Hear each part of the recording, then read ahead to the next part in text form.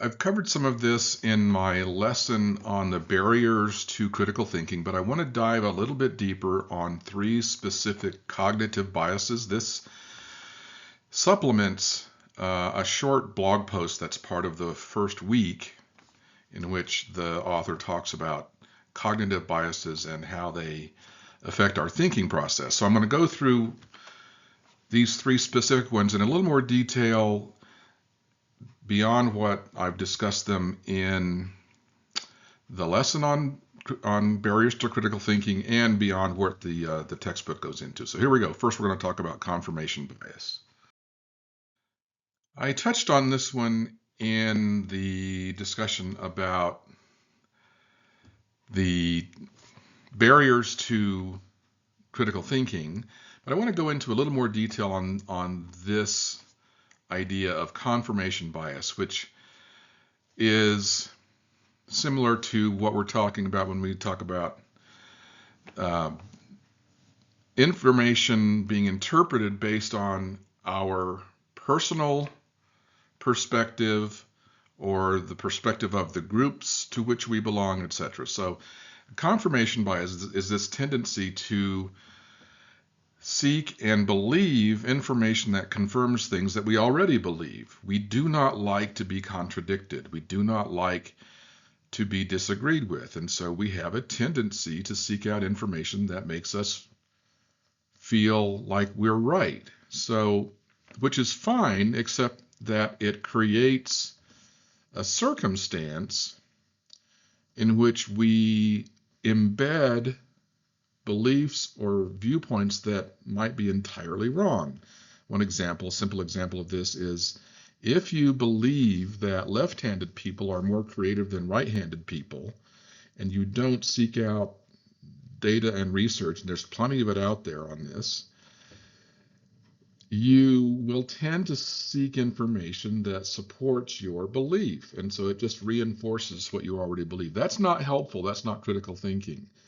Now, sometimes you'll get confirmation of your pre-existing beliefs, and sometimes you won't. And the difficult part is, what do you do when you get information that disagrees with your pre-existing perspective?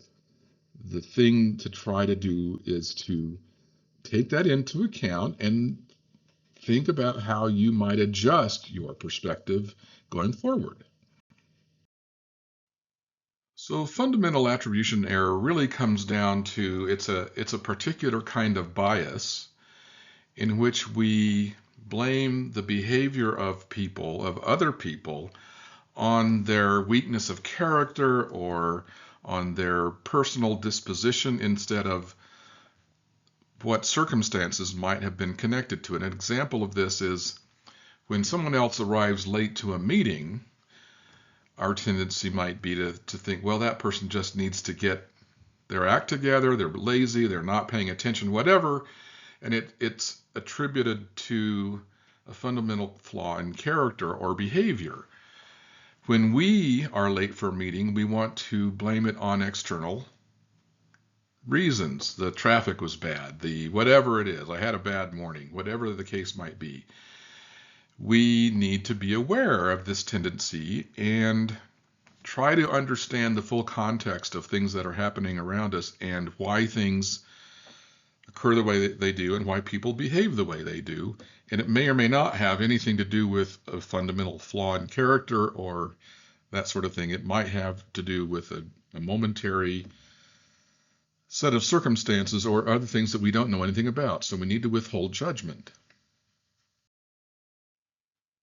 This is very common. For example, people will set a price for a product, a car, a house, whatever, if it's one of those kinds of purchases that there is competition for.